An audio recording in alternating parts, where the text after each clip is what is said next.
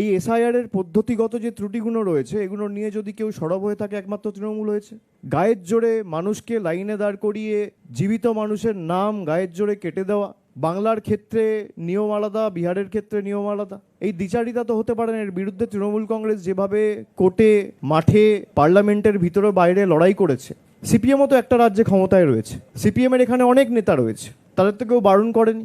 আমাদের হাত শক্তিশালী করতে বলছি না, আপনারা পৃথকভাবে লড়ুন। কেরালায় তো তৃণমূল নেই, কেরালায় তো সিপিএম আছে, সেখানে সিপিএম নেতাদের ভূমিকা কি?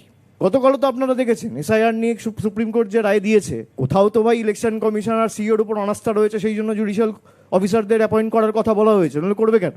অন্য জায়গাতেও হচ্ছে। আমরা এই কারণে বলেছিলাম যে এই হঠকারী সিদ্ধান্তের বিরুদ্ধে আমরা আজকে আপনাকে তো পেছোতেই হচ্ছে। 14 তারিখ লিস্ট বেরোনোর কথা ছিল, এখন বলছে 28 তারিখ বেরোবে, কালকে বলেছে 28 তারিখ কিছু বেরোবে, যেগুলো বেরোতে পারবে না 28 তারিখ সেগুলো পরবর্তীকালে বেরোবে কেস ক্লিয়ার হওয়ার পরে। তো সময় তো লাগছে। আপনি বলেছিলেন 2 মাসে করবো, নেই করতে করতে 4 মাস লেগে গেল। এটাই যদি 2 বছর ধরে করতেন কোনো অসুবিধা ছিল না, কেউ বারণ করেনি। সময় নিয়ে আপনি করুন।